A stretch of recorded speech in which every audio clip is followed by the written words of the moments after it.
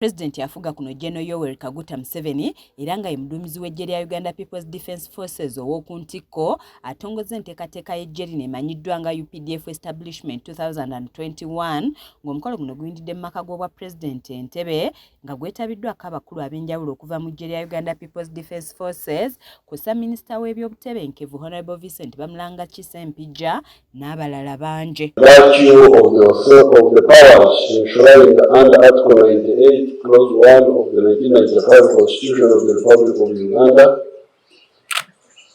and Section 8, Clause 1 and Clause 2A of the UPDF Act 205, hereby present the UPDF Establishment 2021 an instrument of delegated command, control, and administration to General Wilson Mbadi, the Chief of Defence Forces of the UPDF, to command all elements of the Uganda People's Defence Forces. President yakwasiddwa kopi y'ebitabo ebirambika ebyo ebikoleddwa eggye lya UPDF okuva mu mwaka gwa 2021 nga mu bubaka bw'ayogedde ku nteekateeka eno gy'agamba nti teyawukana nnyo n'ey'abasawo kuba bano omulimu ogwabwe omukulu gwa kukuuma bannayuganda nga balamu.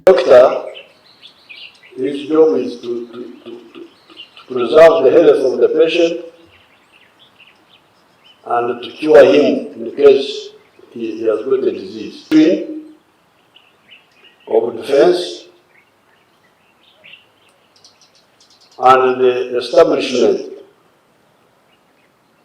the structures of how we are going to preserve security, peace in Uganda, and if there is need for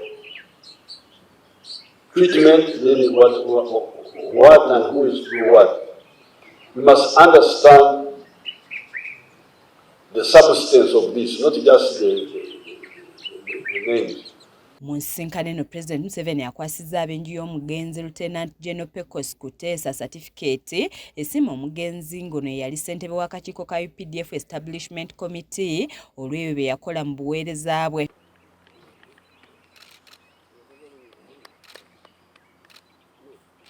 President ategeeza nti omugenzi Kuteesa yenyigira mu ntalo z'ameenunula ez'enjawulo ng'anokoddeyo olunaku lwe baawamba emmundu 736 okuva e Masindi kussa n'olutalo lw'e Kabamba n'endala nnyingi ng'agamba nti omugenzi Lieutenant General Kuteesa yabeegattako nga bakyali mu Furonasa. Pecos Kuteesa and his group.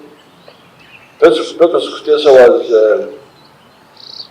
one of the officers who recruited under Furonasa. We sent to Monduli. He came and joined us in the bush, and when of course I had seen him at Monduli with the other boys who were there, but when I noticed his bravery is when we attacked Kachiri on the 6th of April 1981.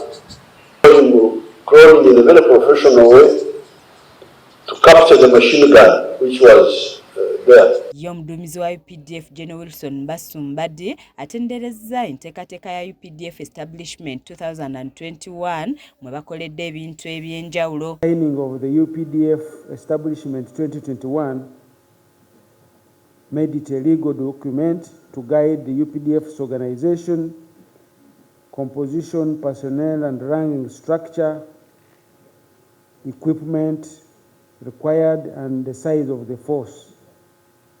It is therefore on this background that the establishment 2021 has been scheduled to be launched today. Minisita w'ebyokwerinda Honorable Vincent Bamulanga Kisempijja agamba nti enteekateeka eno yakuyamba nnyo UPDF okutambuza emirimu gyayo obulungi. A statement of vision, organization and the strength of the UPDF. It elaborates the appropriate structures, functions, roles, and the necessary relationships across and between various levels of command and control of the defense forces.